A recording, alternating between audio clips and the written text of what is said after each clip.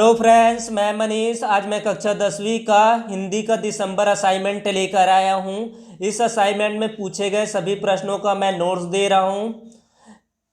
इस असाइनमेंट का पहला प्रश्न है, दिए गए पद्यांश का भावार्थ लिखिए। पद्यांश क्या है? निर्झर में गति है, यौवन है, वह आगे बढ़ता जाता है, धुन सिर्फ एक है चलने की, अपनी मस्ती में गाता है, बाधा के रोड़ों से लड़ता, वन के पेड़ों से टकराता, बढ़ता चट्टानों पर चढ़ता, चलता यौवन से मदमाता। इसका भावार्थ है, दिए गए पद्यांश का भाव यह है कि जिस प्रकार झरने में गतिशीलता है वह आगे बढ़ता जाता है, ठीक उसी प्रकार यह जीवन भी निरंतर अबाध गति से प्रवाहित होता रहता है। राह में आने वाली बाधाओं से लड़ता हुआ, मन की पेड़ों से टकराते हुए वह अपनी जवानी में चट्टानों पर बढ़ता चले जाता है। ठीक उसी प्रकार मनुष्य भी जीवन की वास्तविकता को समझते हुए, सकारात्मक विचार रखते हुए हर कठिनाइयों को पार करता हुआ आगे बढ़ता जाता है। इस असाइनमेंट का दूसरा प्रश्न है, तानाशाही क्या है? तानाशाह की जीवन शैली कैसी होती है? अपने विचार 3 बिंदुओं पर लिखिए।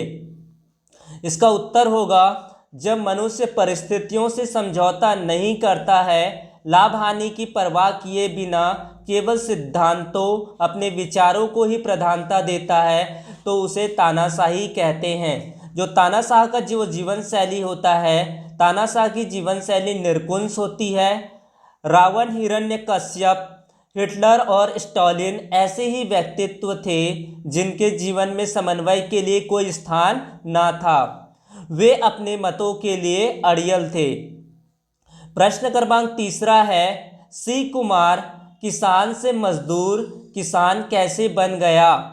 तो मृत्यु भोज के लिए सी कुमार को अपनी खेती बाड़ी बेचनी पड़ी और अपने जीवन यापन का कोई साधन नहीं बचने के कारण उसे मजदूरी करनी पड़ी।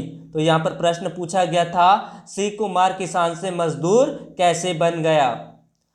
इसी का दूसरा प्रश्न है, कोठी माँ धान छलक जाए, ये जिंदगी फेर चमक जाए, पंक्ति का आशय स्पष्ट कीजिए। तो इसका उत्तर है, उपरोक्त पंक्ति के माध्यम से कवि यह कहना चाहता है या यह बताना चाहते हैं कि हम अपने भीतर सकारात्मकता का संचार करें, जिससे हमें प्रेरणा मिले और हम विश्वास के साथ, परिश्रम के साथ आगे बढ़े, अपने भीतर के अवसाद को खत्म कर अपनी मेहनत से अपने जीवन को प्रकाशित करें और उसे नई दिशा दे। तो ये प्रश्न का उत्तर होगा। इस प्रश्न का उत्तर होगा। प्रश्न क्रमांक 4 में 2 टॉपिक दिया गया। किसी दिए गए किसी एक विषय पर 200 से 300 शब्दों पर निबंध लिखिए। पहला टॉपिक है इंटरनेट आज की आवश्यकता। दूसरा टॉपिक है स्वच्छता अभियान में विद्यार्थियों की भूमिका। पहला टॉपिक देखते हैं, इंटरनेट आज की आवश्यकता। इसके लिए क्या क्या पॉइंट लिख सकते हैं? पहला है प्रस्तावना। प्रस्तावना को 2-3 पॉइंट बता सकते हैं। प्रस्तावना में क्या क्या लिख सकते हैं? इंटरनेट का महत्व, इस तरह से लिख सकते हैं इंटरनेट का महत्व के बारे में। इंटरनेट के लाभ के बारे में जानते ही हैं सभी विद्यार्थी, इंटरनेट के क्या क्या लाभ होते हैं, इसके बारे में लिख सकते हैं। इसके अलावा इंटरनेट की हानियां भी होती है, इसके बारे में भी लिख सकते हैं। साथ ही लास्ट में लिखना रहेगा उपसंहार। इसी का दूसरा टॉपिक है स्वच्छता अभियान में विद्यार्थियों की भूमिका। पहला टॉपिक है प्रस्तावना। जो भी चीजें लिखना रहता है प्रस्तावना में वो चीजें लिख सकते हैं। स्वच्छता अभियान के बारे में अच्छे से लिख सकते हो। स्वच्छता अभियान के बारे में जितना जानते हैं इस निबंध में लिख सकते हैं। उसके बाद छात्रों की भूमिका लिखना है। इस तरह से छात्रों की भूमिका है, 3-4 पॉइंट या 5 पॉइंट पर छात्रों की भूमिका को लिख सकते हैं।